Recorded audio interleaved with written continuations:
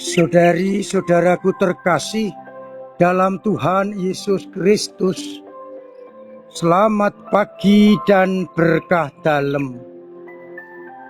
Kita bertemu kembali dalam renungan harian Jumat 6 Desember 2024, sekaligus Jumat pertama kesempatan beradorasi kepada Sakramen Maha Kudus. Seperti biasa kita mendasarkan permenungan kita pada bacaan-bacaan Ekaristi hari ini. Bacaan pertama, kitab Nabi Yesaya bab 29 ayat 17-24. Digambarkan bagaimana Libanon akan berubah menjadi kebun buah-buahan, kebun subur. Dan orang-orang tuli akan mendengar, orang buta akan melihat, orang-orang yang kelaparan akan kenyang, orang tidak lagi hidup dalam kegelapan, melainkan dalam terang Tuhan. Orang jahat akan dilenyapkan, dan mereka akan dijatuhi hukuman. Sedangkan pada bacaan Injil dari Injil Matius bab 9 ayat 27-31, Yesus menyembuhkan orang yang buta. Dua orang berseru-seru, "Yesus, kasihanilah kami, hai anak Daud." Dan ketika Yesus bertanya, "Percayakah kalian bahwa aku dapat melakukannya?" Dengan iman mereka menjawab, "Ya, kami percaya." Maka terjadilah pada orang itu matanya menjadi melek. Dan Yesus melarang mereka jangan sampai orang-orang mengetahui hal ini. Namun sebaliknya, orang takjub melihat peristiwa itu, dan peristiwa itu tersebar ke seluruh daerah. Saudari-saudaraku terkasih, suasana datangnya Anak Manusia digambarkan dalam kedua bacaan. Bagaimana duka cita diubah menjadi sukacita, Libanon menjadi kebun anggur subur, dan orang-orang yang sakit, orang-orang yang putus asa mendapatkan kepenuhannya. Mereka kembali menjadi sehat dan penuh pengharapan. Dua orang buta demikian juga yang putus asa atas kebutaannya akhirnya mendapatkan apa yang diinginkan, yakni bisa melihat dan merasakan kasih karunia Allah. Saudari-saudaraku terkasih, gambaran yang akan terjadi menjadikan PR bagi kita untuk juga mengambil bagian dalam pewartaan kerajaan Allah itu. Kita melihat bagaimana orang-orang yang kehilangan harapan, orang sakit, orang buta, orang bisu, kehilangan pengharapan, akhirnya mendapatkan kepenuhannya berkat Sang Anak Manusia. Tentu diperlukan tanggapan, yakni iman. Dua orang buta menunjukkan imannya yang begitu kuat. Kita melihat, kita mendengar sapaan kepada Yesus, "Kasihanilah kami, hai Yesus, anak Daud."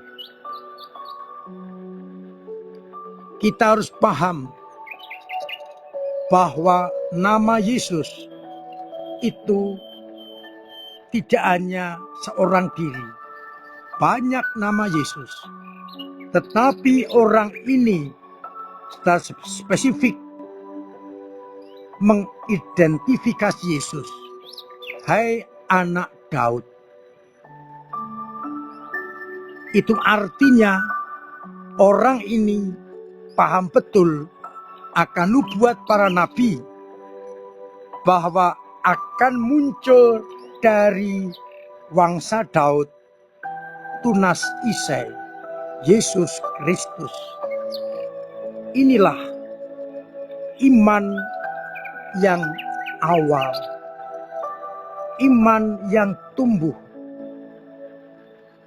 Mereka mengerti siapa Yesus ini. Bukan Yesus yang lain, tetapi anak Daud, yang berarti memberikan harapan bahwa dia Mesias terjanji.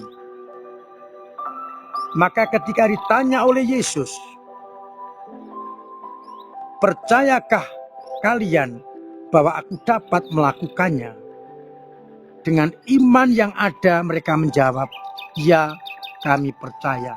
Dan itulah yang terjadi. Mereka disembuhkan dari kebutaannya. Meskipun mereka buta, mereka melihat Yesus dengan mata hati lewat pendengaran yang ia dengar. Ia benar-benar beriman. Maka pertanyaan pertama, sanggupkah aku beriman seperti si buta itu yang menggunakan hati untuk percaya? Bukan hanya dengan pikiran, tapi dengan hati. Yang menarik yang kedua adalah Yesus justru memerintahkan agar mereka diam, tidak mewartakan peristiwa itu. Mengapa demikian? Kita tahu bangsa Israel sedang dalam penantian, menantikan seorang Mesias yang menurut pendapat mereka akan melepaskan mereka dari penjajahan Romawi. Maka ketika ada orang yang hebat, yang linuwe, mereka berpikir inilah Mesias yang membebaskan kita dari bangsa Romawi. Padahal Yesus bukan Mesias seperti itu. Ia membebaskan bangsa manusia dari belenggu dan perbudakan dosa. Agar tidak ada salah paham, maka minta agar tidak memberitakan ini kepada orang lain. Biarlah setelah kebangkitan nanti, orang mengerti persis Mesias macam apa yang dibawa oleh Yesus. Bukan Mesias duniawi, tapi Mesias surgawi yang membebaskan bangsa manusia dari belenggu dan perbudakan dosa. Maka pertanyaan permenungan kedua, bagaimana aku menerima Yesus? Apakah untuk kepentingan-kepentingan duniawi? Ataukah kita benar-benar percaya untuk kepentingan-kepentingan surgawi? Biarlah akhirnya kita beriman dan menerima Yesus sebagai Mesias surgawi, Mesias ilahi yang membebaskan kita dari belenggu dan perbudakan dosa. Tuhan memberkati kita sekalian. Amin. Marilah berdoa. Bapa yang penuh kasih, semoga kami kau sadarkan, ikut putramu berarti ikut Mesias surgawi dan bukan Mesias duniawi. Biarlah agar akhirnya kami membangun hidup rohani yang baik, yang berkenan kepadamu. Dan kami semakin mampu menggunakan harta duniawi untuk mencapai kebahagiaan surgawi. Semoga iman umatmu yang kadang lemah, kadang jatuh, kadang mandek, Engkau kuatkan. Sehingga kami tetap memiliki iman yang tangguh dan teguh. Semoga umatmu yang sakit Engkau sembuhkan, yang punya beban berat Engkau ringankan, yang punya persoalan Engkau bantu untuk mengurai. Sehingga mereka dalam situasi apapun tetap merasakan cinta kasih-Mu. Semoga dengan demikian akhirnya kami semua benar-benar mempercayakan hidup hanya kepadamu. Untuk itu, sertai dan bimbing kami dengan berkat-Mu sendiri, Bapa dan Putra dan Roh Kudus. Amin.